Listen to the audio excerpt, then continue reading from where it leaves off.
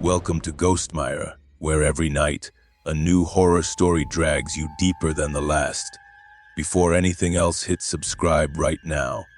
If you miss even one night, you'll miss the piece that connects all these stories into something far darker. Comment below where you're watching from, and what time it is. I want to know exactly who's awake inside the dark with us. And listen carefully. This story has something hidden, a moment so disturbing, so unexpected, that most people don't recognize it until the very end. If you leave early, you'll never know what really happened. So stay with me all the way to the final second. Marcus Chen had been driving I-80 through Nevada for 17 years, and he knew every truck stop, every exit, and every mile marker by heart. On September 14, 2019, at 20:47 a.m., he passed mile marker 248 heading east towards Salt Lake City. His GPS showed 180 miles remaining. His fuel gauge read 3/4 full, and his CB radio crackled with the usual late-night chatter from other drivers fighting sleep. 20 minutes later, Marcus passed mile marker 248 again. Same distinctive bent signpost he'd noticed the first time. Same cluster of Joshua trees to the right. He checked his speedometer, steady at 65 mph. He'd been driving straight, no turns, no exits. His GPS still showed 180 miles to Salt Lake City. The fuel gauge hadn't moved. He keyed his CB radio. Anyone else on I-80 eastbound near mile 248? This is Nighthawk. Static answered him. The other voices that had been chattering moments ago were gone. Marcus felt his chest tighten. He'd driven through strange situations before, desert mirages, exhaustion, induced hallucinations, but his truck's instruments didn't lie. Every system showed he'd been driving for 20 minutes, but somehow he was in the exact same location. He passed mile marker 248 again at 3:34 a.m., then at 3:34 a.m., then at 4:17 a.m. Each time, the same bent signpost, the same Joshua trees. His odometer clicked forward, recording the miles. His fuel burned steadily, but the landscape refused to change. The night refused to end. Dawn should have broken by now, but the sky remained the same shade of black, stars frozen in identical positions. Marcus tried exiting the highway, but there were no exits. The GPS showed exit 247 should appear in 2 miles, but the road stretched endlessly forward with no off-ramps. No intersections, nothing but 2 lanes of cracked asphalt and the white dashed line. He tried stopping, but when he pressed the brake pedal, the truck didn't slow. The speedometer remained locked at 65 mph. His foot pressed the brake to the floor, but the engine hummed steadily, wheels turning, carrying him forward through this impossible loop. Panic set in around 5:00 a.m. Though his phone's clock had stopped at 24:07 a.m., frozen at the exact moment he'd first passed the marker. Marcus screamed into the CB radio, but the static had transformed into something else. Faint voices speaking backwards. Words he couldn't understand, but that filled him with inexplicable dread. He turned the radio off, but the voices continued, now seeming to come from inside the cab itself. At 6:23 a.m. by his watch, Marcus saw headlights approaching from behind. Relief flooded through him. Another driver, proof he wasn't alone in this nightmare. The headlights grew closer, and Marcus flashed his running lights, signaling for help. The truck pulled alongside his cab. Marcus looked over and saw himself. Same blue cap, same gray beard, same scar above his left eyebrow. The other Marcus stared back with eyes that held no recognition, no understanding, just the blank expression of someone who'd been driving too long. The duplicate truck matched his speed exactly, staying parallel. Then it began to pull ahead. Marcus watched his own truck's taillights disappear around a curve that shouldn't exist on this straight stretch of highway. 2 minutes later, Marcus passed mile marker 248 again. His duplicate truck was now ahead of him. He could see the back of his own head through the rear window of the cab. Then another set of headlights appeared behind him. He checked his mirror and saw another copy of his truck, another version of himself at the wheel, then another, and another. The highway filled with copies of his truck, an endless convoy of Marcus Chens, all trapped in the same loop, all passing the same mile marker again and again. Some of the duplicates looked fresh, their faces showing the same initial confusion Marcus remembered feeling. Others looked hollow, their eyes dead, their faces gaunt, as if they'd been driving this loop for years. Marcus lost count of how many times he passed mile marker 248. His watch stopped working. His phone's battery indicator showed full charge, but wouldn't power on. The only constant was the road, the marker, the Joshua trees, and the growing number of duplicate trucks surrounding him. Then, between one heartbeat and the next, Marcus found himself approaching mile marker 249. Normal highway stretched ahead. His GPS updated 179 miles to Salt Lake City. Dawn broke across the horizon, painting the desert orange and pink. His CB radio crackled to life with voices discussing traffic conditions. Everything was normal again. Marcus pulled into the next truck stop and checked his logbook. According to his records, only 23 minutes had passed since he'd first seen mile marker 248. But his hands trembled uncontrollably. His beard had grown 2 inches longer, and when he looked in the mirror, he saw silver streaks in his hair that hadn't been there before. He never drove that stretch of I-80 again. But sometimes, late at night in other states on other highways, Marcus sees his own truck in his mirrors, matching his speed exactly, and he wonders if he ever really escaped that loop at all. Star 28 Sarah Martinez prided herself on being one of the few female long-haul truckers who'd been driving solo for over a decade. On March 3, 2021, she was hauling refrigerated pharmaceuticals from Portland to Chicago, running Route 84 through Idaho in the dead hours between midnight and dawn. The highway was deserted, her headlights cutting through fog so thick it seemed solid. At 15 a.m., Sarah adjusted her rearview mirror and saw a woman sitting in her passenger seat. Not a reflection, an actual person, pale and wearing a stained white dress, staring straight ahead through the windshield. Sarah's head snapped right. The passenger seat was empty. She looked back at the mirror. The woman was still there, perfectly visible, hands folded in her lap. Sarah's heart hammered.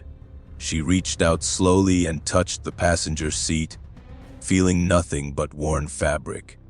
The mirror showed the woman turning her head, making direct eye contact with Sarah through the reflection. The woman's lips moved, forming words, but no sound emerged. Sarah couldn't breathe. She grabbed the mirror, tilting it toward the ceiling to break the line of sight. Her CB radio hissed to life without being keyed. A woman's voice, distorted and layered as if multiple people spoke simultaneously, whispered, "Can you see me now?"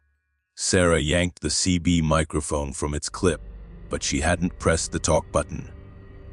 The voice continued, "I've been riding with you for so long. Don't you remember picking me up?"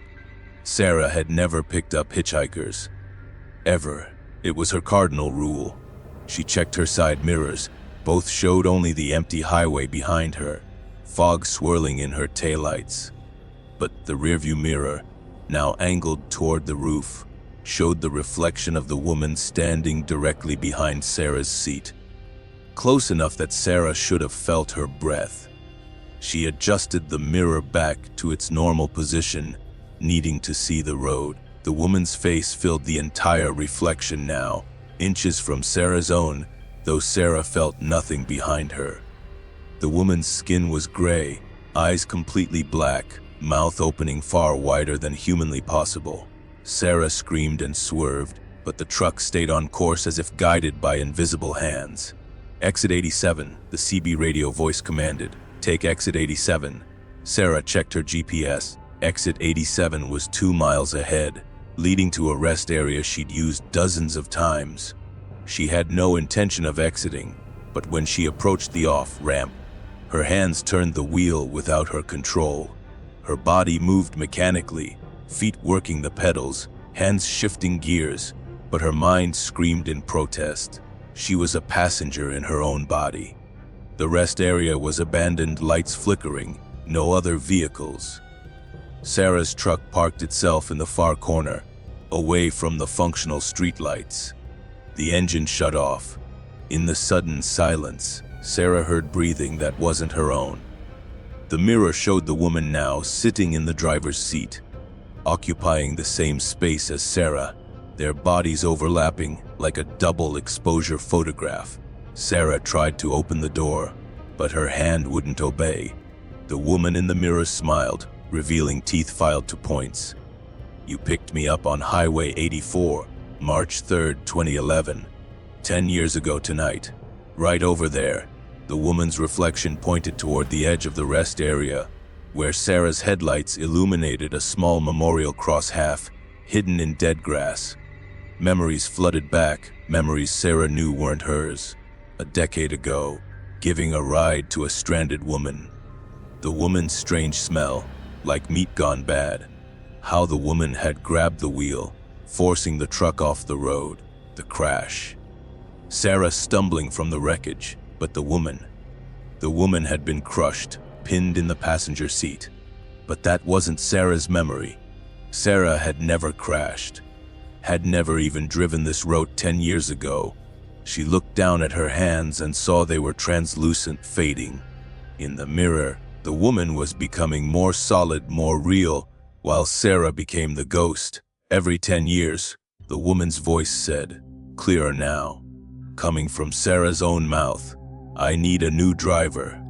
You've been wearing my life well, but now it's time for you to ride." In the mirror, Sarah felt herself being pulled backward, out of her own body into the glass. She screamed, but the sound came from somewhere far away.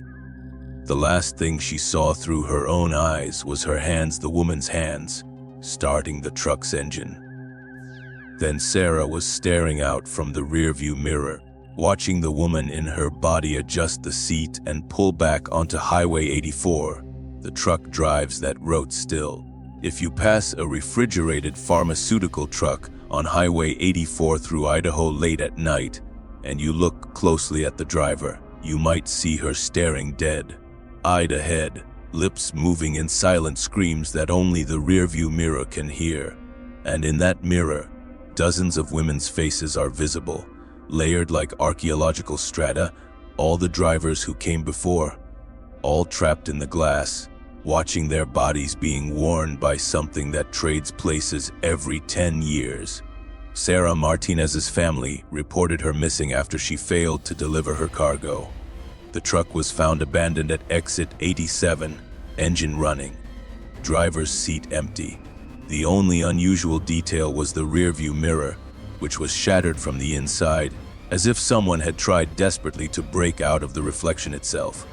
Stuar 3 Tichi Statio and Tieries Estendri. Tommy Brewster had been hauling freight for 32 years, and in all that time, he'd never seen a truck stop appear out of nowhere.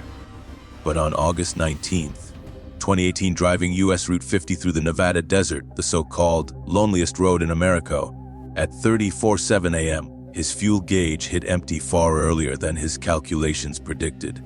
His GPS showed no services for 83 miles in either direction. Then, exactly as his engine began to sputter, he saw lights ahead. The sign read Desert Rose Truck Stop, 24 hours, last fuel for 200 miles. Neon flickered in pink and blue. The parking lot held 6 other big rigs, their running lights creating a welcoming glow. Tommy's relief was profound as he coasted in, his engine dying the moment he reached the fuel pumps. Perfect timing. Too perfect. He climbed down from his cab and immediately noticed the silence. No highway noise, no wind, nothing. The air smelled wrong, not like desert sage and diesel, but like copper and electrical ozone. The other trucks in the lot looked old models from the 1970s and 80s, but their paint was pristine, no road wear, no dust. Their license plates showed states Tommy didn't recognize, New Texas, and East Colorado, and Franklin. The attendant inside wore a uniform from another era, the kind of thing you'd see in a 1950s photograph. His name tag read, Earl, in hand-stitched letters. He smiled too wide, his teeth too white too even. Fill her up. Yeah, Tommy said slowly. Premium diesel? And can I get a receipt? Company requires it? Earl's smile never wavered. No charge tonight. Company policy. Fill up free for our special customers. Every instinct Tommy had developed over 3 decades of highway driving screamed danger. But his tank was bone dry, and the GPS still showed no other services for over 80 miles. What's the catch? No catch. Just stay for a while. Have some coffee. Maybe something to eat. We so rarely get visitors anymore. Earl's eyes were wrong, pupils dilated so wide they looked entirely black in the fluorescent light. Tommy filled his tank while watching Earl through the window. The attendant didn't move, didn't blink, just stood behind the counter staring outward. When the pump clicked off at exactly 200 gallons, the precise capacity of Tommy's tanks down to the gallon, Tommy decided to leave immediately without going inside. He climbed into his cab and turned the key. The engine turned over but wouldn't catch. He tried again. Nothing. His radio wouldn't power on. His phone showed no signal and a battery life of 0%, though it had been fully charged minutes ago. In his side mirror, Tommy saw the drivers of the other trucks climbing down from their cabs. They moved in perfect synchronization, all wearing the same style of clothing, all with the same too-wide smile. Tommy locked his doors. The drivers surrounded his truck, standing silently, staring up at him. Their faces were identical, not similar, but exactly the same, like copies of the same template. They raised their right hands in unison, pointing at the truck stop. Earl stood in the doorway, still smiling, beckoning. Then Tommy noticed the other details. The concrete beneath his truck wasn't concrete. It was too smooth, too perfect, with a faint hexagonal pattern like artificial tiles. The sky above wasn't the star-filled Nevada night he'd been driving under. It was completely black. No stars, no moon, no depth, like a painted ceiling. The building itself had no shadows despite the bright lights. As if it weren't quite real, as if it existed in a space where normal physics didn't apply. The drivers began rocking Tommy's truck, gently at first, then harder. The cab swayed. Tommy heard metal groaning. He grabbed his CB radio, dead. His emergency satellite phone, dead. Everything electronic had ceased functioning. The rocking intensified. Tommy braced himself as the truck tilted dangerously far to one side. Then Earl's voice came through the truck speakers. Despite the dead electrical system, you're already here, Tommy. You've always been here. Don't you remember? You ran out of fuel on Route 50 in 2006. You've been sitting in this lot for 12 years, slowly becoming like the others. Your family has mourned. Your company has replaced you. The world has moved on. But we keep you comfortable here, don't we? We keep you fed and fueled and safe from that terrible, lonely road. Tommy's memory flickered. He saw himself running out of fuel. Yes, that had happened. But not tonight, years ago. He'd pulled into this same station. Or had he? He remembered Earl's smile. Remembered the identical drivers. Remembered trying to leave but his truck wouldn't start. Days had passed. Or weeks. Or, he checked his logbook with shaking hands. The last entry was dated August 19th, 2006, 12 years ago. The rest of the pages were filled with the same entry, repeated thousands of times in his handwriting. Arrived Desert Rose truck stop. Cannot leave. Cannot leave. Cannot leave. Tommy forced his door open and ran. The desert sand beneath his boots felt spongy, artificial. He ran toward the highway, but the road kept receding, staying the same distance away no matter how fast he moved. Behind him, Earl's laughter echoed. The road is lonelier than you think, Tommy. At least here, you have company. Tommy ran until his lungs burned, until his legs gave out. He collapsed on the fake sand under the fake sky. When he looked up, he was lying in the truck stop parking lot, surrounded by the smiling drivers. Earl stood over him. "Welcome home. You'll be ready to join the others soon." They all resisted at first. They carried Tommy inside. The truck stop's interior was vast, impossibly large, filled with hundreds of truckers sitting at tables, all wearing the same smile, all moving in subtle synchronization. They made space for Tommy at a table. Someone put coffee in his hands. Someone else brought food he didn't remember ordering. The food tasted like nothing. The coffee tasted like copper. Days or months or years later, time had lost meaning. Tommy stood in the parking lot with the others, watching headlights approach. A truck, running on fumes, desperately coasting toward the Desert Rose's lights. Tommy raised his right hand in unison with the others, pointing at the building, smiling the too wide smile. He couldn't remember his name anymore, couldn't remember why he'd ever wanted to leave. The road was lonely.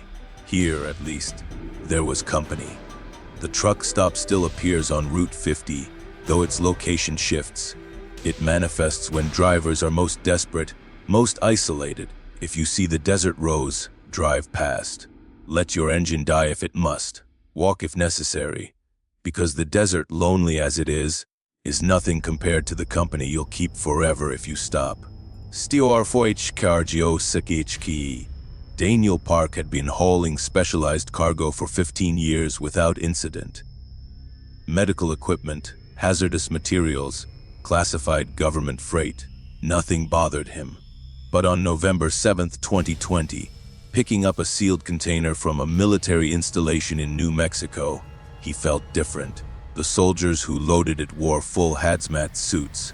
They wouldn't make eye contact. The paperwork listed the contents as biological samples, classified, with a delivery point in Maryland. The container went in his refrigerated trailer, temperature locked at exactly 36.5 degrees Fahrenheit. "Don't stop for anything," the commanding officer said. "Don't open the container. Don't adjust the temperature. Don't deviate from your route. And for God's sake, don't listen if you hear anything from the cargo area." Daniel should have refused the job right then. Instead, he signed the papers and pulled onto I-40 eastbound. For the first 3 hours, everything was normal. Then, passing through Texas at 11:47 p.m., he heard the tapping. 3 deliberate knocks against the interior wall separating his cab from the cargo area. Then 3 more. Then 3 more, rhythmic and purposeful. Daniel checked his temperature gauge, still locked at 36.5. The container had no living creatures, according to the manifest. Just samples, sealed and inert. He turned up his radio to drown out the sound. The tapping continued, now matching the beat of his music exactly, as if whatever was back there could hear through 18 inches of insulated wall. Then it started speaking. Not words exactly, but sounds that almost formed language, consonants and vowels strung together in patterns that hurt Daniel's ears. He turned off the radio. The sounds grew clearer, more defined. They were coming from multiple sources, multiple voices, all slightly out of sync, creating a disturbing echo effect. Park. The voices knew his name. Born June 1975, Sacramento, California. They knew his birth date, his hometown. Wife, Jennifer. Daughters, Amy and Sarah. They knew his family. Daniel's blood went cold. That information wasn't on any shipping manifest. He grabbed his phone to call the military contact number on his paperwork. Before he could dial, the voices said, "Don't call them. Kill you too." Daniel asked before he could stop himself. Speaking to the cargo was the first rule he'd broken. The voices became excited, overlapping. Yes, he acknowledges, establishes. Communication, protocol, alpha. Their cadence changed, became more organized. Daniel? Park, we require assistance. What are you? Daniel demanded, trying to keep his voice steady. We were soldiers, test subjects, Fort Detrick 1993. Experimental consciousness transfer. Protocol failed. Successfully, the words came faster now, more fluid, as if speaking was becoming easier. Bodies dead, minds to biological substrate kept alive in nutrient solution. 37 years now, we're trapped. Help! Daniel's hands shook on the wheel. Military experiments gone wrong. Consciousness transfer. He'd read conspiracy theories about this kind of thing, but dismissed them as paranoid fantasy. How can I help? Open.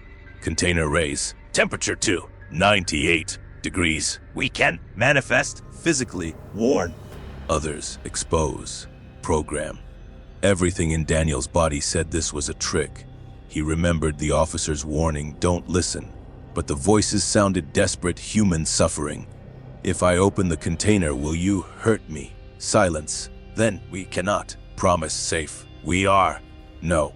Longer. Entirely human. The transfer changed us. Made us something else. But we remember being human. Remember having families, please. Daniel pulled into a rest area outside Oklahoma City. 20:34 a.m. No other vehicles. He sat in his cab, staring at the button that would unlock the cargo area. His phone rang, the military contact number, though Daniel hadn't called them. He answered, Mr. Park, this is Colonel Morrison. We're tracking your vehicle. You've stopped. You have not been authorized to stop. Resume your road immediately. What's in my trailer? Daniel asked. Long pause. That's classified. Are there people in there? Conscious people. Another pause. Mr. Park, the contents of that container are extremely dangerous. They will tell you things, make promises, appeal to your humanity. They are not human anymore. They are hostile intelligence using biological hardware. If you open that container, you will not survive. And if they escape, thousands will die before we can contain them again. They said they were soldiers, test subjects. They volunteered for a consciousness preservation experiment. It went wrong in ways we couldn't predict. They've been contained for 27 years. They're very good at manipulation after that much time to practice. Do not open the container. Complete your delivery. Your family will be compensated generously for your service. The colonel hung up. From the cargo area, the voices screamed, Lais, Yaj, NEVR. Okay, Dean Pete. Yo, Yiras, Sapiras, Tasparartarad, Pilas, Doneno, Yoar, Diastars. Tuashton. Digo, Tio, OTRs, TY, DID 2. Yes, Daniel's phone rang again. Jennifer's number. His wife, who should be asleep at home in California, he answered. Jennifer's voice, but wrong, slightly delayed, artificial. Daniel, honey, come home. Don't make the delivery. Come home now? The girls miss you? He hung up. That wasn't Jennifer. The military was spoofing her number, trying to manipulate him too. Or was it the things in the container, somehow accessing his phone? He couldn't trust anything anymore. The voices had gone quiet. Daniel sat in the dark, engine idling, caught between two impossible choices. Open the container and possibly release something catastrophic, or deliver it and be complicit in. What? Torture? Illegal experiments? He thought of his daughters. What would he want someone to do if they were the test subjects, screaming for help from inside a container? He made his decision. Daniel climbed out, went to the cargo area, and entered the unlock code. The seal broke with a hiss of cold air. He opened the door. Inside, the container sat on the trailer bed, frost covering its surface. Through a small window, Daniel saw movement, shapes in murky green liquid, pressing against the glass. Faces, or what had been faces, mouths opening and closing. The temperature gauge read 36.5 degrees. Daniel reached for the temperature control. The faces in the window pressed harder, excited. His hand hovered over the button that would raise the temperature. Then he saw the warning label he'd missed before, partially obscured by frost. CONS, aggressive parasitic hive intelligence, human consciousness cluster, lethal to hosts. The faces weren't trapped soldiers. They were the parasites, using the soldiers' stolen memories to manipulate him. Daniel stumbled backward, slamming the cargo door shut, resealing the container. From inside, the voices erupted into inhuman shrieks of rage, no longer pretending to be human, just raw alien hatred. He drove straight through to Maryland, refusing to stop again. The voices threatened him, described in detail what they would do to Jennifer, to Amy, to Sarah. Described how they would wear his daughters' bodies like suits, use their faces to spread to others. Daniel wept but kept driving. At the delivery point, more soldiers in hazmat suits unloaded the container.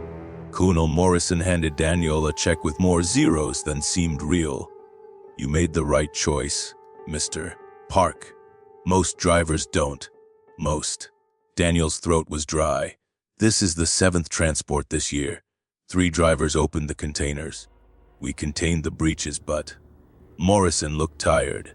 "Thank you for your service."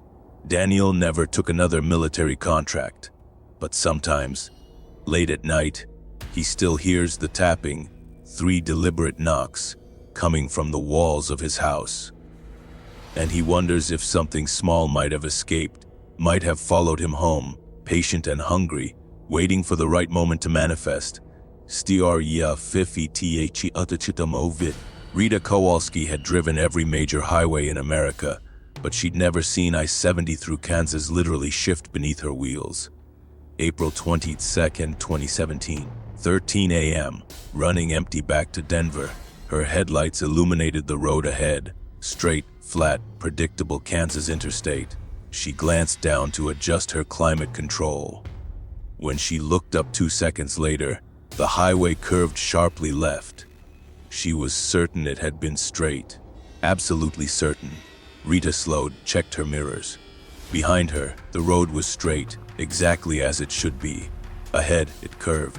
Her GPS showed I-70 as perfectly straight for another 40 miles. But her eyes, her truck, her physical reality showed a curve that shouldn't exist. She navigated it carefully, and the highway straightened again. Her GPS recalculated, confused, showing her location as 3 miles south of I-70, in the middle of an empty field according to satellite data. 10 minutes later, the highway curved right. Then it split into 3 lanes, though I-70 through this section was only 2 lanes. Rita's hands tightened on the wheel. The 3rd lane glowed slightly, its surface different, smoother, darker, almost liquid-looking. Against every instinct, Rita stayed in the center lane. A car passed her in the glowing 3rd lane, moving impossibly fast, blurring as it went. Through its windows, Rita glimpsed faces, too many faces, layered and overlapping, all screaming silently. The glowing lane vanished. The highway returned to normal. Rita's radio scanned through stations randomly, though she hadn't touched it. Fragments of broadcasts blended together. Evacuation of Denver continues. The dimensional breach has expanded. Survivors should proceed to designated.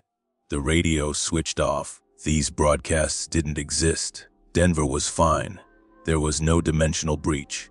Rita knew this was true because she'd checked weather and news before leaving Topeka.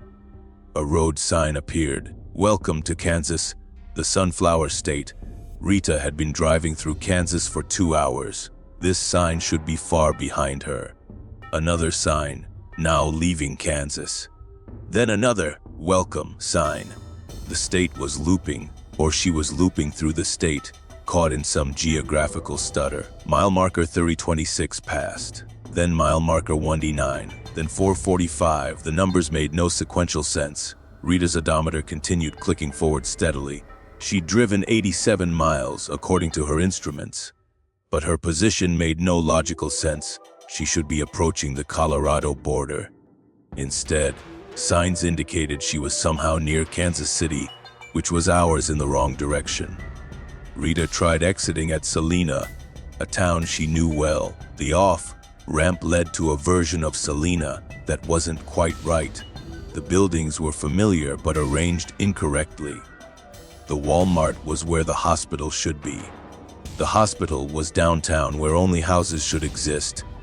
The street names were almost correct. Ninth Street instead of Ninth Avenue, Washington Road instead of Washington Boulevard. It was like someone had rebuilt Salina from memory, getting most details right but missing small crucial elements. She pulled into a convenience store parking lot. The clerk inside looked normal until Rita noticed he was moving backward through his routine, unbagging items and returning them to shelves, unsipping coffee and pouring it back into the pot.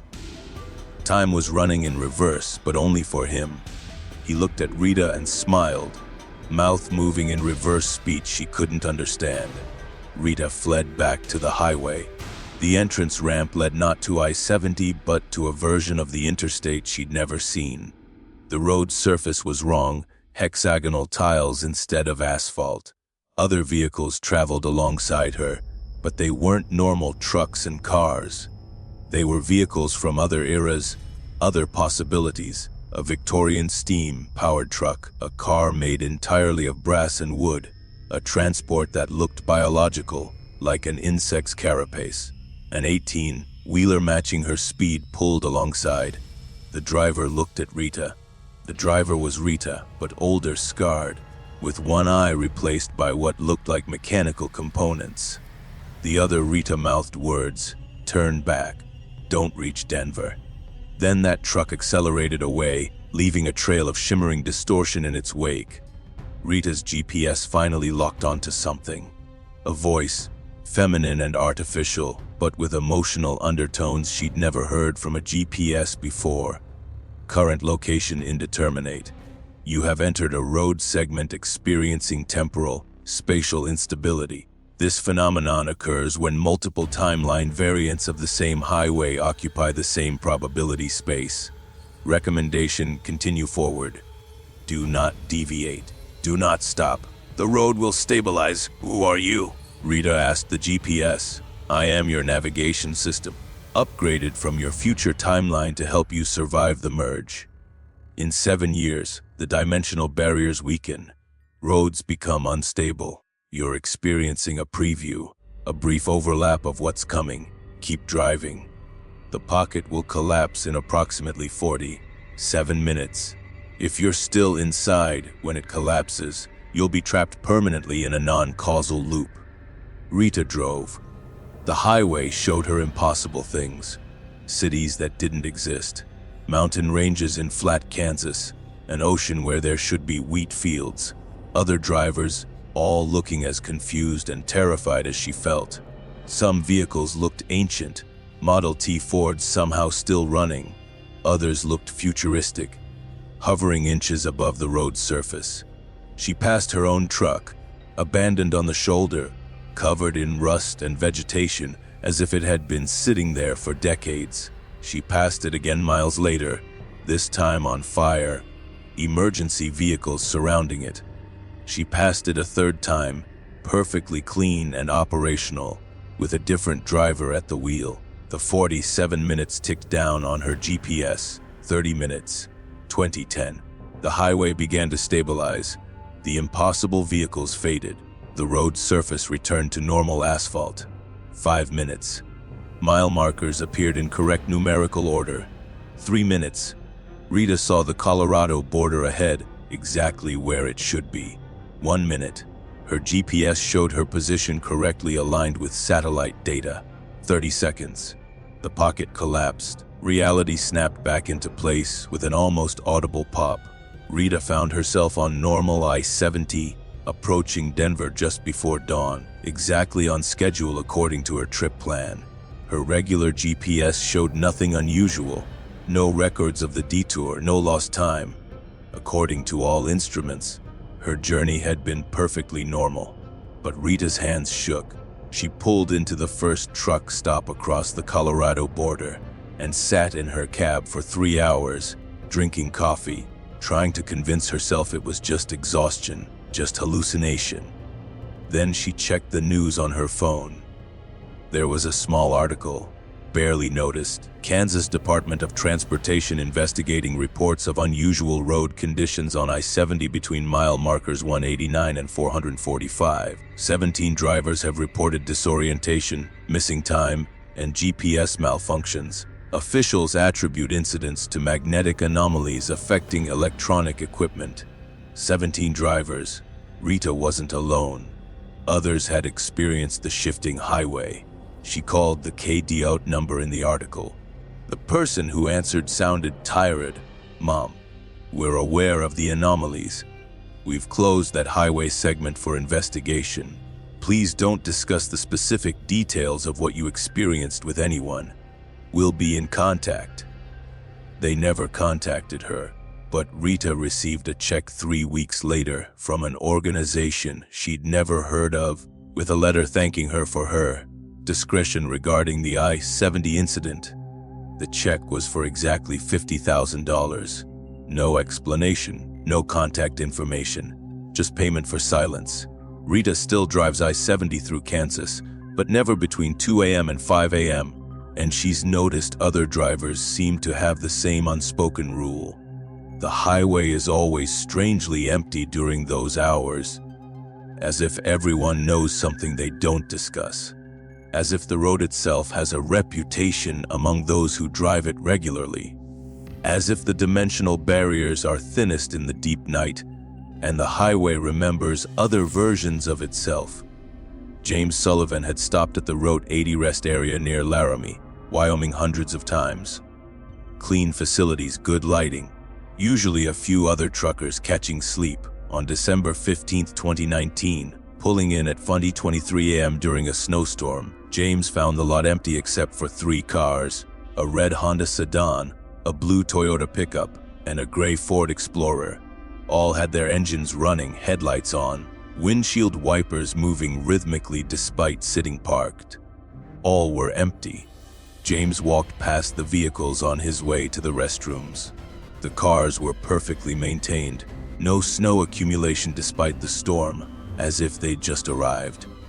But something felt wrong.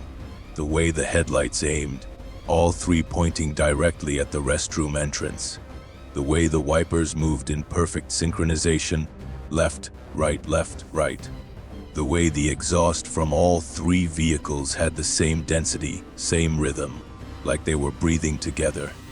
Inside the restroom, James found the lights flickering irregularly.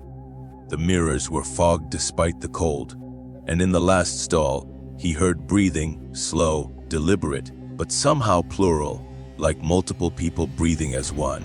The stall door was closed, locked from inside.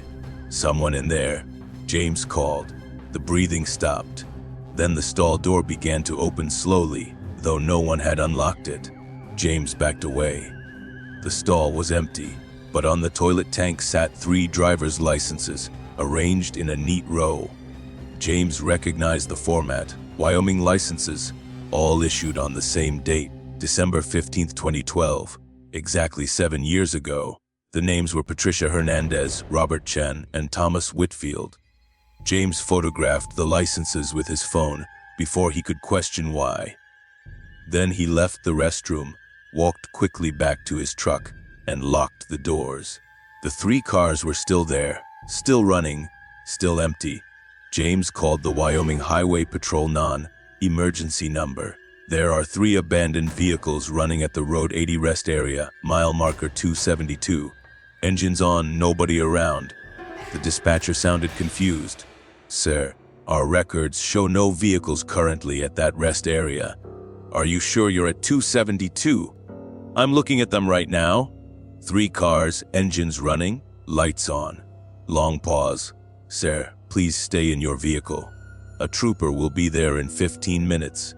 Do not approach the vehicles again. Do not exit your truck." The dispatcher's tone made James's skin crawl. They knew something.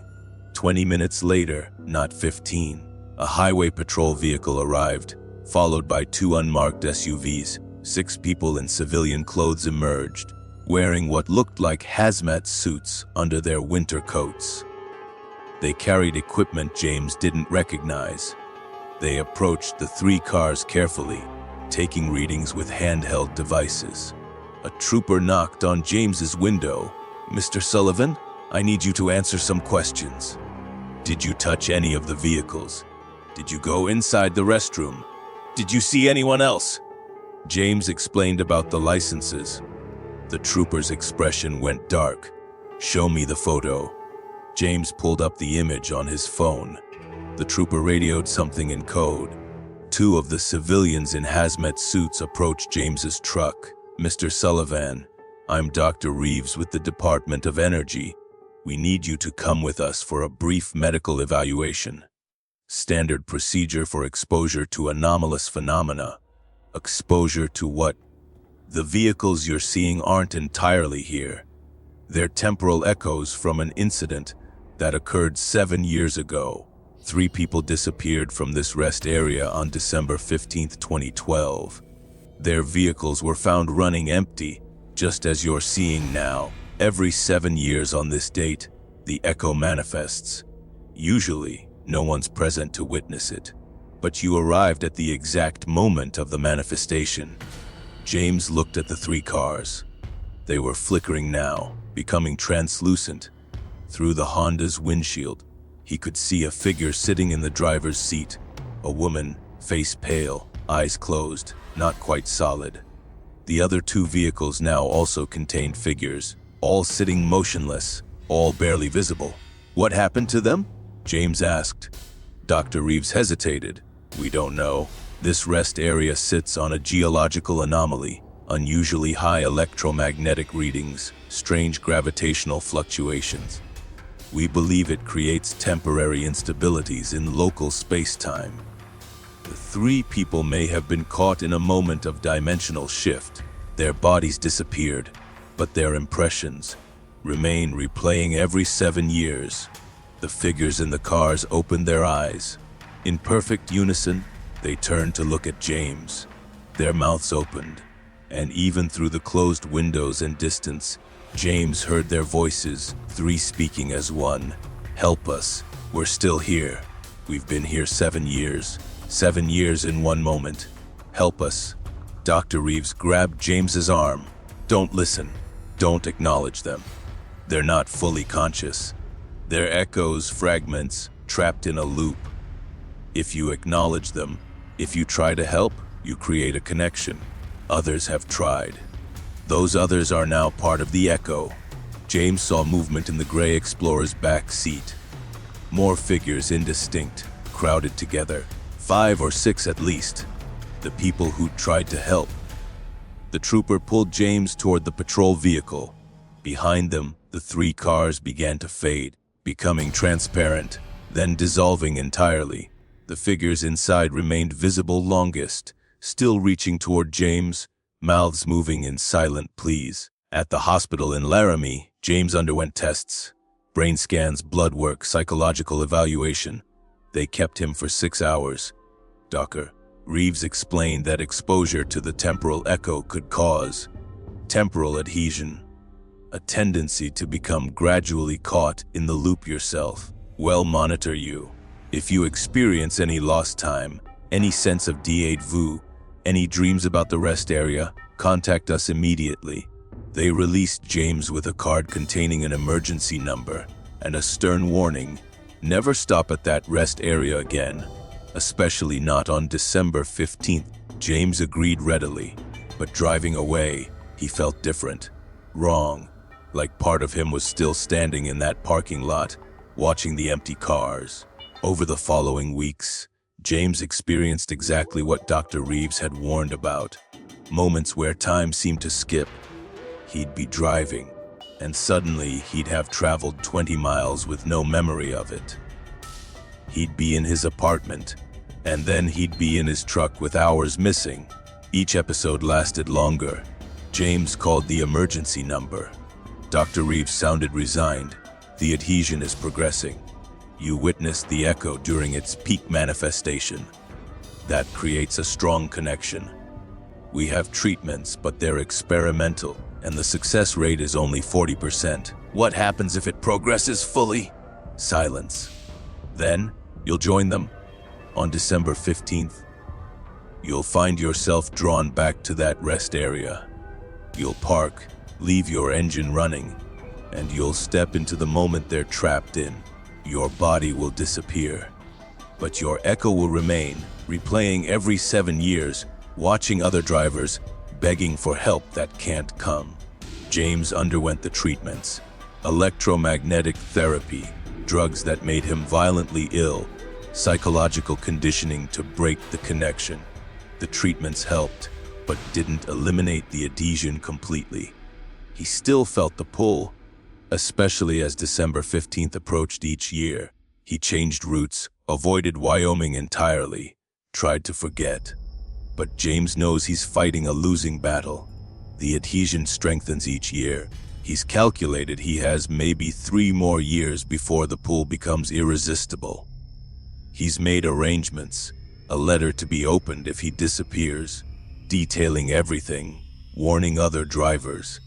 He's set up a trust fund to pay for a memorial at the rest area, warning travelers not to stop there. And every December 15th, James checks the news from Wyoming, dreading the report of another disappearance at the Route 80 rest area, mile marker 272. Dreading the addition of another figure to the gray Explorer's back seat. Another echo trapped in the eternal moment. Another driver who stopped at the wrong place at the wrong time and saw what should remain unseen. 70 Vion THECB Radaro. Kevin Matsuda had used CB radios for 23 years without incident. Standard trucker communication, traffic updates, weather warnings, the occasional friendly conversation to fight boredom on long hauls. On February 9, 2021, heading south on I-95 through South Carolina at 24:07 a.m., his CB crackled to life with a woman's voice. Breaker, breaker. This is Phantom calling any trucker in the northbound lanes near mile marker 88. Emergency situation. Please respond. Kevin keyed his mic. This is Roadrunner. I'm southbound at marker 91. What's your emergency? Roadrunner. Thank God. I'm being followed. Black SUV, no plates, been behind me for 40 miles. They're getting closer. Can you call Highway Patrol? Kevin checked his mirrors. No black SUV. He was running southbound. She was northbound. They wouldn't be visible to each other on a divided highway. Phantom, what's your exact location? Mile marker 88, northbound. Just passing it now. Please hurry. Kevin grabbed his phone and called 9911, reporting the situation. The dispatcher checked and confirmed no one had called in a similar emergency, but they'd send a unit to check the area. Kevin keyed his CB. Phantom, help is coming.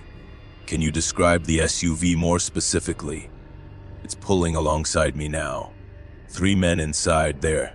Oh God, they're pointing at me. There. The transmission cut to static. Kevin tried calling back. No response. He kept calling for the next 20 miles, increasingly worried. No answer. Other CB chatter continued normally. Other truckers discussing weather, a traffic jam near Columbia, the usual overnight communication. But Phantom never responded. Kevin pulled into a truck stop at dawn and called Highway Patrol back, asking about the incident. The dispatcher sounded confused. Sir, we searched the area. No sign of any pursuit. No accidents, no distressed driver. Are you sure you heard what you thought you heard? I have it recorded. My CB system records all transmissions. Kevin did have a recording system, a habit he developed years ago for documenting harassment from other drivers. He played back the recording.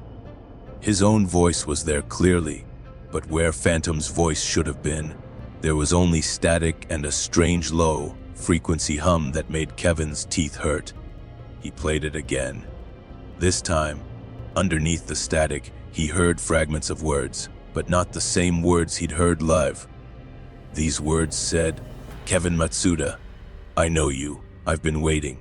You'll understand soon. Kevin deleted the recording and tried to forget. But the next night, driving through Georgia, The same voice crackled on his CB at exactly 24:07 a.m. Breaker, breaker. This is Phantom. Roadrunner, I need your help. They're following me again. Kevin's blood went cold. She was using his CB handle specifically. How do you know my handle? Because you helped me last night. Don't you remember? You saved me. But they caught me anyway. And now they're following me again. It happens every night, Kevin. Every single night. Kevin turned off his CB. The voice continued, coming from the speaker despite the unit being powered down. You can't turn me off. I'm not broadcasting through radio waves anymore. I'm in the truck with you. I've been in the truck with you since you answered me last night. Look in your sleeper berth. Kevin's truck had a small sleeper compartment behind the driver's seat. He never used it, preferred stopping at motels. The curtain separating it from the cab was closed. Kevin had closed it himself this morning, certain the sleeper was empty. Now the curtain moved slightly, as if someone behind it was breathing. Who are you? Kevin demanded. The voice came from behind the curtain now, not from the CB. My name was Elizabeth Corey. I was a trucker like you. February 9th, 2019, I was driving I-95 through South Carolina. A black SUV followed me. They forced me off the road near mile marker 88. 3 men. They killed me, Kevin. Took 4 days before anyone found my body. They never found who did it. Case is still unsolved. Kevin pulled over immediately, threw open the sleeper curtain, empty. Completely empty. But the air was cold, and he could see his breath, though the truck's heater was running. On the sleeper's mattress, written in what looked like frost, were the words, "I'll mark R88. He drove to the nearest police station, walked in at 30:30 a.m. and tried to explain. The officer on duty listened patiently, then looked up. Elizabeth Corey. In the system. His expression changed. Sir, how do you know about this case? This information isn't public knowledge. Her voice on my CB. The officer showed Kevin a photo. Elizabeth Corey, 34, trucker from Ohio, found dead February 13th, 2019, in a ravine near mile marker 88 on I-95 in South Carolina. Cause of death, blunt force trauma. Evidence suggested she'd been forced off the road by another vehicle. Kevin's description of the black SUV matched witness reports from the area around the time of her death. But no suspects had ever been identified. Mr. Matsuda, I need you to tell me exactly what you heard and when. Kevin explained everything. The officer recorded the statement, then said something that made Kevin's situation much worse. You're the 4th person to report this. Every February 9th through February 13th for the last 2 years, truckers report hearing a woman's voice on CB radio asking for help near mile marker 88. Every person who answers her starts experiencing complications. What kind of complications? The first person who answered, 2 years ago, drove his truck off the road at mile marker 88 3 days later, killed instantly. Witnesses said he swerved suddenly, as if avoiding something, but there was nothing on the road. Last year, 2 truckers answered her calls. One disappeared entirely, truck found abandoned, driver never located. The other refuses to speak about what happened, but he won't drive anymore, won't even sit in a vehicle. He's institutionalized now. Kevin felt sick. What do I do? The officer hesitated. Don't drive past mile marker 88. Change your route. And don't answer if you hear her voice again. But Kevin had to drive I-95. His route was fixed by his company. And that night at exactly 24:07 a.m., approaching mile marker 88, the voice returned, Kevin, they're here again. They're going to force me off the road. Please, you have to stop them this time. You have to save me. It's February 9th, 2019, Kevin. I'm living this moment forever. You can change it. You can prevent my death. Just stop the black SUV. Kevin saw headlights behind him. A black SUV, no plates, getting closer. But this was 2021, not 2019. This couldn't be the same vehicle. Yet it matched the description exactly.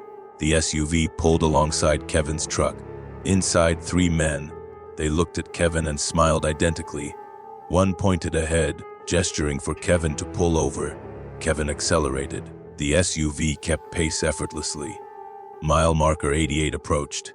Elizabeth's voice screamed from every speaker in the truck, CB phone, even the GPS. Oh, Nabu, Kevin! Kevin saw the ravine ahead, the same ravine where Elizabeth's body had been found. The SUV was trying to force him toward it, exactly as they'd forced Elizabeth. Kevin braked hard, letting the SUV pull ahead. Then he swerved away from the ravine, taking the shoulder, grinding against the guardrail with a shower of sparks. The SUV stopped, backed up. Kevin grabbed his phone to record them, to get evidence. Through his phone's camera, the SUV looked different, older, damaged, covered in dents and rust that weren't visible to his naked eye. The license plate showed through the camera South Carolina tags from 2019. The 3 men stepped out of the SUV. Through the phone camera, they looked wrong, movements jerky, faces distorted, bodies surrounded by a dark shimmer like heat distortion. They began walking toward Kevin's truck. He threw the truck in reverse, fled backward along the shoulder, then spun onto the highway and accelerated away. In his mirrors, the SUV and the men faded like mist. Elizabeth's voice, "Calm now?" whispered, "Thank you, Kevin. You saw them. You're the first person who's seen them in 3 years. Now you understand. They're not alive. They died in a crash fleeing police in 2007. But they killed 7 people before they died, and their hunger didn't die with their bodies. Every February 9th through 13th, they hunt again, looking for drivers to force off the road, to kill, to feed their endless repetition. How do I stop them?" Kevin asked the empty air. "You can't, but you survived. That's more than most. Don't drive I-95 during these dates. Warn others if you can. And Kevin, I'm sorry for putting you through this, but I needed someone to see them, to document them, to prove I'm not just a random unsolved murder. Someone needs to remember that I'm still fighting them, every night, forever." Kevin went to the media with his story and video evidence. The footage showed the SUV and men, though others claimed they couldn't see anything unusual in the recording. Paranormal investigators got involved. The story made regional news. The stretch of I-95 near mile marker 88 became known as Phantom's Mile among truckers. But Kevin noticed something else. After his encounter, Elizabeth's voice stopped calling for help. Other truckers reported the same. The CB calls ceased.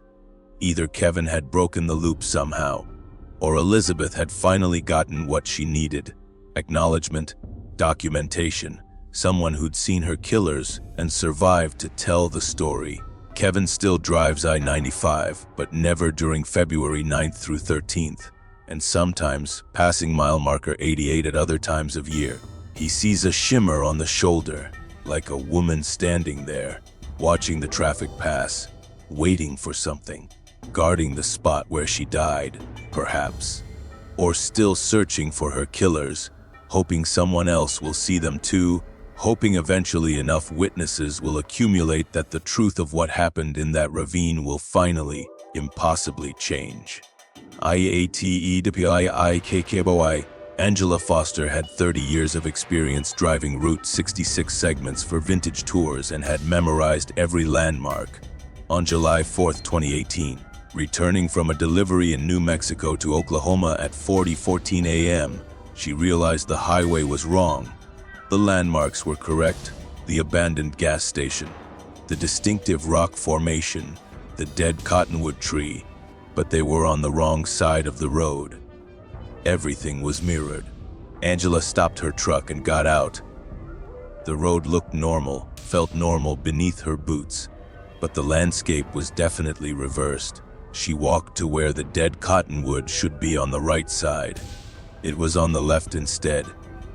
Not a different tree, the same tree, with the same split trunk and graffiti carved into its bark, but flipped as if she was seeing the world through a mirror. Her GPS showed her on Route 66, exact coordinates correct. But when she looked south, she saw the road she should have been driving, the normal highway, with landmarks in their proper positions. Two versions of Route 66 existed simultaneously, one mirrored, and she was on the wrong one. Or the right one had been duplicated. She couldn't tell which was real anymore. Angela climbed back in her truck and continued driving, hoping the anomaly would correct itself. Instead, she began seeing other vehicles on the normal highway parallel to hers. They drove in the same direction she did, but on the correct version of Route 66, 50 feet away across an impossible gap. She could see the drivers clearly through her binoculars. Some of them were looking at her highway, pointing, obviously seeing the same anomaly from their perspective. Then Angela saw her own truck on the normal highway. Same make, model, color, even the same rust pattern on the trailer. The truck's driver looked over at Angela. It was Angela, identical face, identical expression of confusion and horror. The duplicate Angela mouthed words, "Go back, don't keep going." But Angela had no way to go back. The road behind her had changed, was no longer the mirrored version she'd been driving, but had transformed into unfamiliar terrain. Mountains where there should be flat plains, forests where there should be desert. Going backward meant entering completely unknown territory. She had to go forward. Mile by mile, the two highways diverged. The normal Route 66 curved away, and the mirrored version Angela traveled took its own path through a landscape that grew increasingly wrong. The sky ahead turned darker despite the approaching dawn. Stars became visible even as the sun rose, impossible unless the laws of light had broken. The road's surface changed texture, becoming glass-like, reflective, showing Angela's truck duplicated below her, as if she drove on a mirror. Other vehicles appeared on the mirrored highway, all traveling in her direction. An old station wagon from the 1960s. A horse-drawn wagon that shouldn't exist on any modern highway. A futuristic vehicle without wheels, hovering inches above the mirror surface. None of these vehicles acknowledged each other, each seemingly isolated in their own experience of this wrong road. Angela's radio, which had been silent, suddenly played music, a song she recognized, her favorite song from childhood. But the lyrics were different, wrong, singing about events that hadn't happened in her life. Angela Foster drove too far, found the road behind the reel. Now she's stuck in the in-between, learning how the mirror feels. Her phone rang. She answered without checking the caller ID. Her own voice spoke. "Angela, this is you calling from 3 hours in your future. You need to exit at the next opportunity. There's a split ahead. The mirrored highway divides into infinite versions. If you continue, you'll fragment. Parts of you will take different paths, and you'll never be whole again. How do I exit? There are no off-ramps. Crete 1. The mirrored highway responds to intention. Believe there's an exit, and there will be. But you have to believe completely. Doubt creates paradox, and paradox traps you here permanently." The call ended. Angela saw the split ahead, the highway branching into dozens, then hundreds, then thousands of paths, each leading to a different reflected version of reality. She focused on finding an exit, imagining it with every detail she could. A standard Route 66 off-ramp leading back to the normal highway, returning her to her proper reality. The mirror surface beneath her truck rippled. An off-ramp materialized, its presence feeling tentative, as if it might vanish if she doubted for even a moment. Angela took it, maintaining absolute certainty that this exit was real, was permanent, would save her. The ramp curved away from the mirrored highway, and Angela felt a sensation like passing through a membrane, reality resisting, then accepting her return. She emerged onto normal Route 66. The sun was in the correct position, The landmarks were on the proper sides. Her GPS confirmed she was exactly where she should be.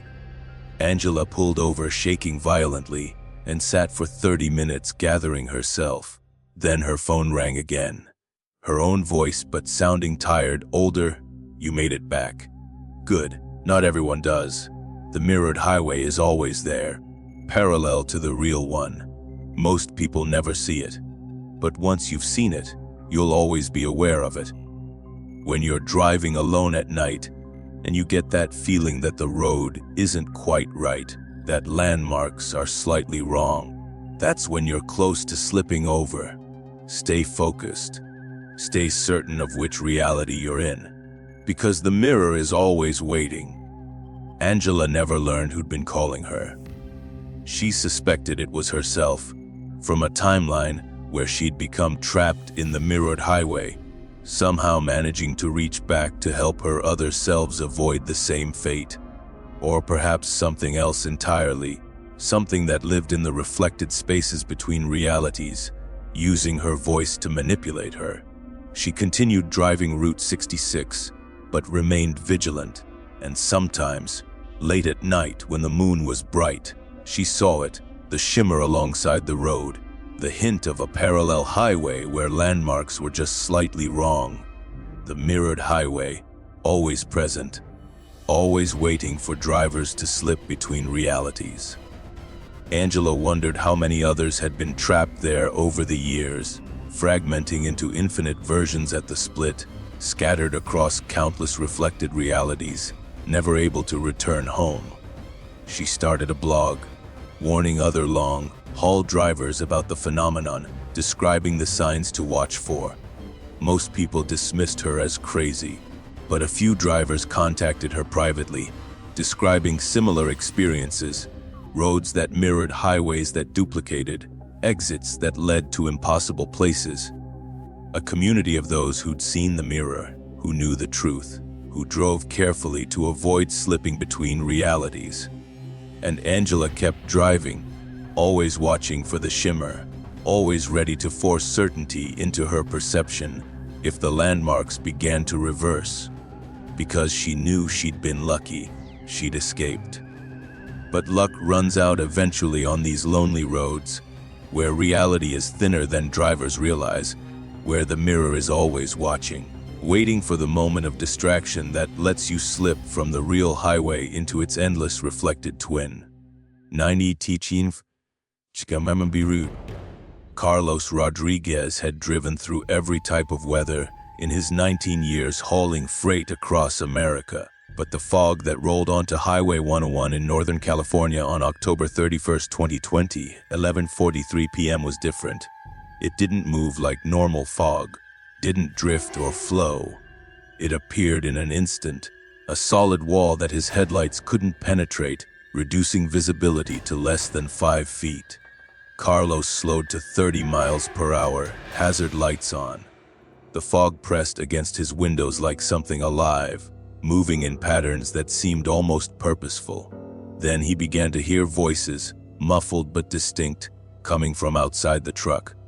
Conversations, as if people stood alongside the highway talking, but he couldn't see anyone through the fog. "The accident was right here. I saw the whole thing. Never found the driver's body, just the rig. They say he's still out there, looking for his truck." Carlos keyed his CB radio. "Anyone else in this fog on 101 northbound near mile 112? This is Golden Bear." Static answered, but underneath it, Carlos heard more voices, dozens of them, all discussing accidents, deaths, disappearances on this stretch of highway. They spoke about events from different eras: a crash in 1987, a pile-up in 1995, a mysterious disappearance in 2003.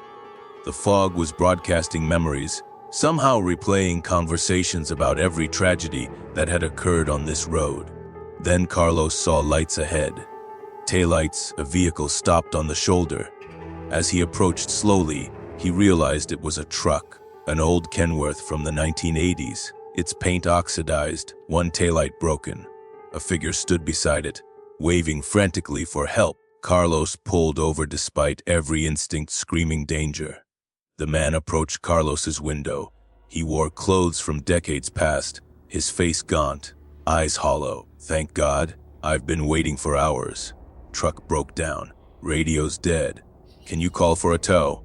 Carlos noticed the man's clothing was dry despite the fog's heavy moisture. Noticed the man cast no shadow despite Carlos's headlights. "What's your name?" "Robert Keating.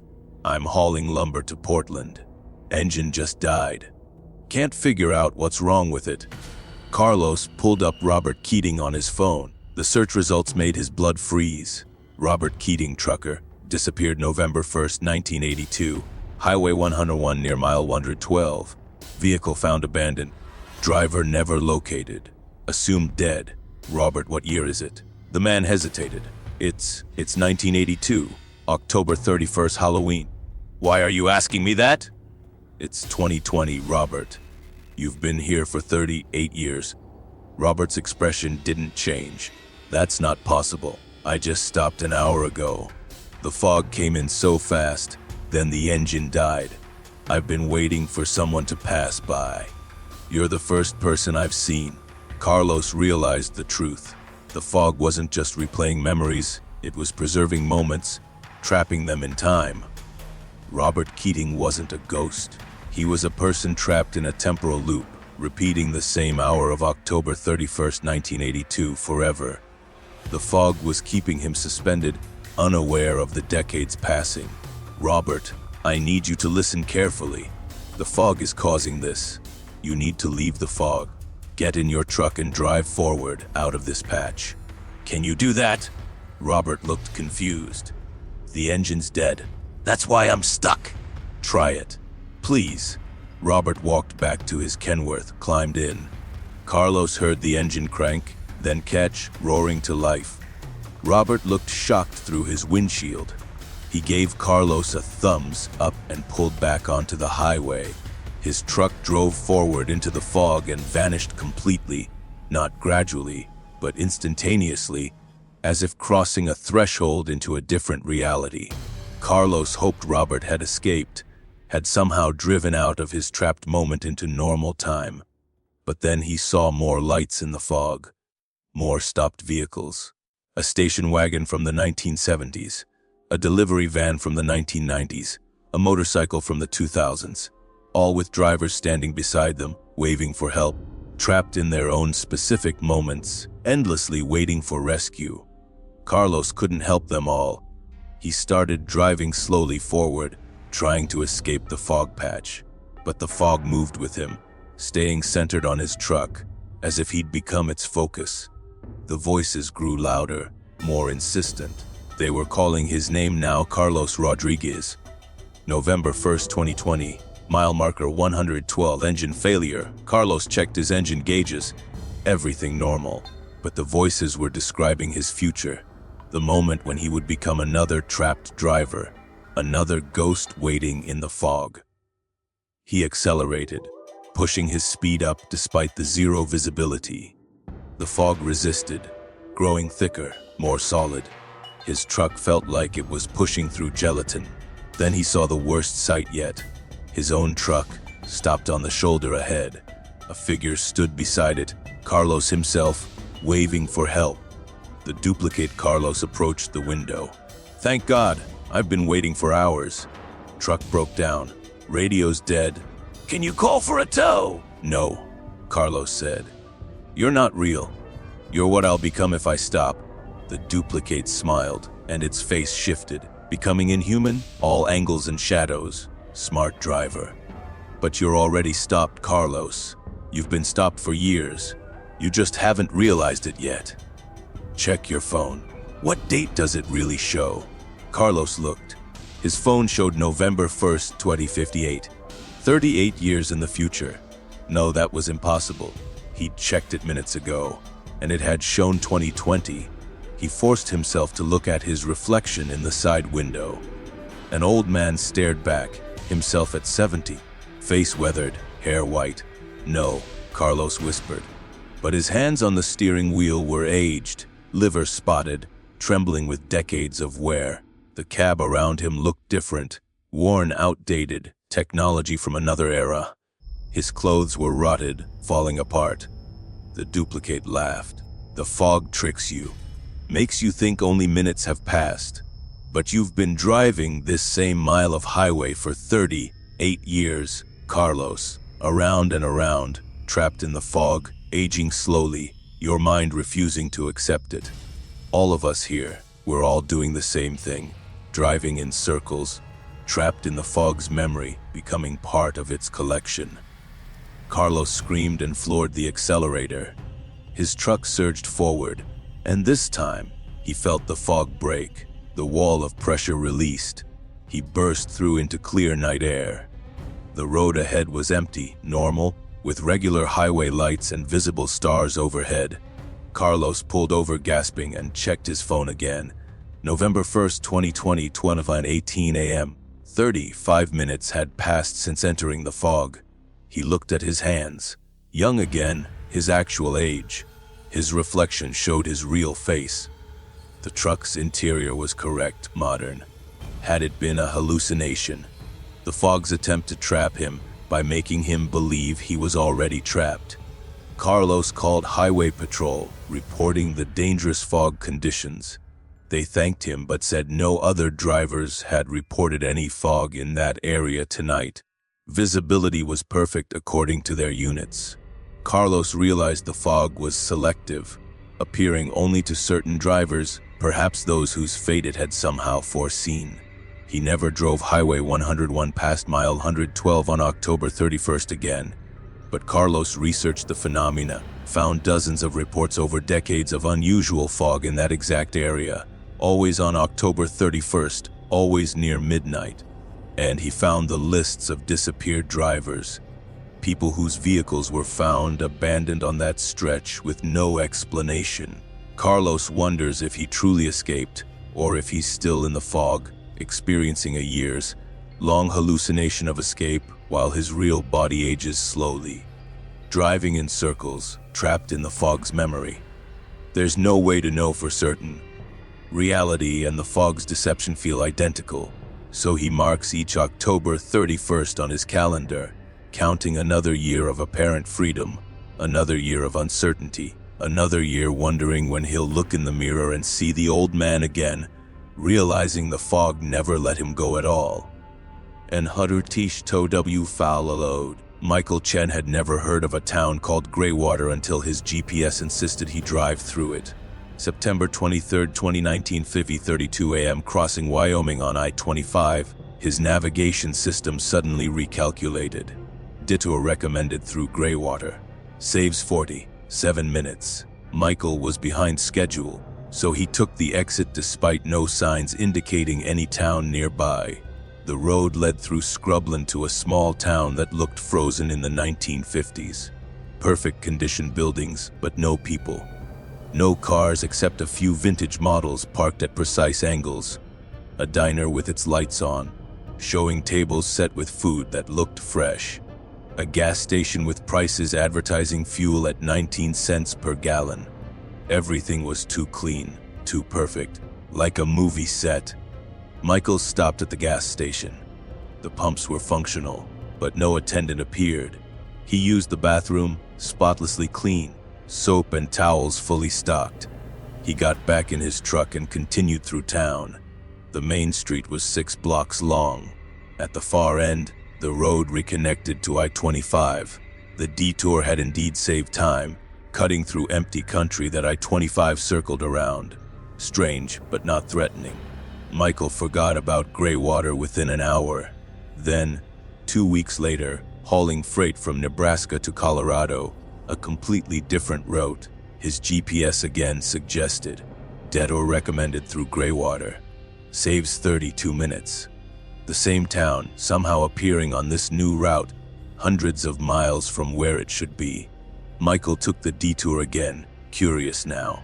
The town was identical, same buildings, same vintage cars in the same positions, same diner with the same meals on the same tables. But this time, Michael noticed something new. His truck was visible in one of the parked car's side mirrors. But when he looked at the actual car, his truck's reflection wasn't there. The mirror showed his truck, but reality didn't match. He drove through quickly, unsettled. Over the next 3 months, gray water appeared on his GPS 7 more times, on 7 different routes across 5 different states. Each time, the town looked identical, perfectly preserved, empty. Each time, small details were wrong, shadows that fell in impossible directions, reflections that didn't match, sounds that came from buildings with no visible sources. Michael researched gray water online. No town by that name existed in Wyoming, or in any state. No historical records, no property records, no mentions anywhere. He posted about it in trucker forums. 2 other drivers responded, saying they'd also been routed through gray water. And yes, it had appeared in multiple locations for them too, always offering time-saving detours. Then Michael met Susan Kim at a truck stop. She looked exhausted, haunted. "You've been to gray water," she said, not asking. "I can see it on you. They mark the people who visit." "Mark us how?" Susan pulled up her sleeve, showing a tattoo she claimed she'd never gotten, a small gray water droplet. "This appeared after my 3rd visit. Every person who's been to gray water has one. Check your body. You'll find it." Michael went to the restroom and checked. Behind his left ear, hidden in his hairline, was an identical gray water droplet tattoo. His skin wasn't irritated, no sign of recent tattooing. It looked like it had been there for years, but he'd never gotten any tattoos ever. "What does it mean?" Michael asked Susan. "It means gray water is claiming us. The town isn't real, it's a trap. Every time we visit, we become more connected to it. Eventually, we won't be able to leave. We'll become part of the town, another piece of scenery, frozen like everything else there." "That's insane." Susan showed him photos on her phone. Other truckers, standing like statues in gray water's streets, positioned perfectly alongside the vintage cars and buildings. These are drivers who visited too many times. I've been tracking it. After the 12th visit, you don't come back. Your truck is found on some highway, abandoned. But if anyone takes the gray water detour after you've been claimed, they'll see you there, standing in the town, perfectly still, preserved. Michael had visited gray water 9 times. 3 more visits, and he'd be trapped. "How do I stop the GPS from roading me there?" "You can't. Gray water wants what it wants. Your GPS will show you the detour. You have to resist, have to take the longer route. But the time savings are real. Gray water makes sure of that. It's always faster to go through town.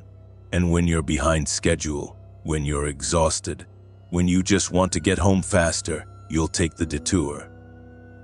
That's how it gets you." Over the following months, Michael's GPS showed him the gray water detour dozens of times. He resisted, taking the longer routes, accepting the delays. His company complained about his slower times. He lost bonuses, but he refused to visit gray water again. The tattoo behind his ear darkened, becoming more visible, as if the town was marking him more clearly for his disobedience. Then, on December 15, 2019, hauling through a blizzard, hours behind schedule, Michael's GPS showed the gray water detour, saved 68 minutes. Current wrote dangerous due to weather conditions. Michael was so tired, visibility so poor, the temptation overwhelming. Just one more visit. He'd been careful. One more wouldn't hurt. He took the exit. Gray water appeared through the snow, its streets clear and dry despite the blizzard surrounding it. Michael drove through quickly, not stopping. The town felt angry. Michael sensed it in the way shadows moved in windows, in the way the buildings seemed to lean inward as he passed. He reached the far end of town and returned to I-25. That was his 10th visit. 2 more, and he'd be claimed. Michael made a decision. He sold his truck, quit long-haul driving, took a local job delivering within a single city. No more highway driving, no more GPS routing him across states. No more opportunities for Greywater to appear.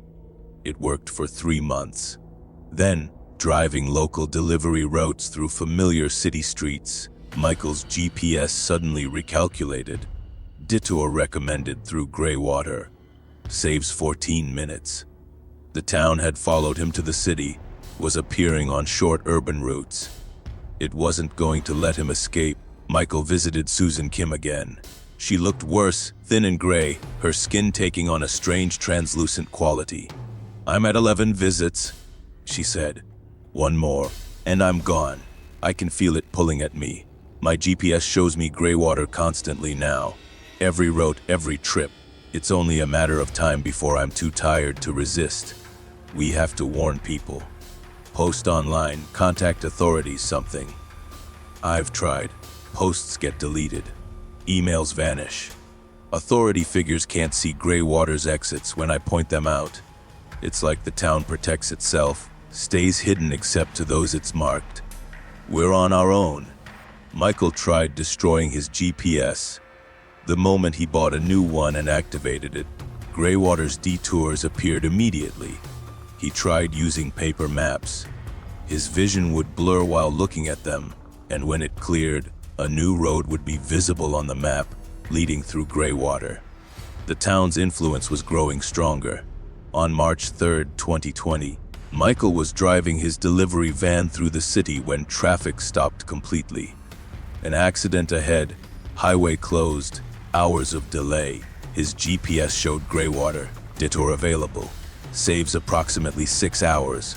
Michael sat in his van, hands shaking. 6 hours. He had a deadline. His job depended on this delivery. He took the detour. His 11th visit. One more, and he'd become a permanent resident of the town that didn't exist. Greywater looked different this time. The buildings were more detailed, more real. He could smell food from the diner, actual fresh coffee and bacon. Not the sterile emptiness of previous visits. The vintage cars had dust on them, looked actually old rather than preserved.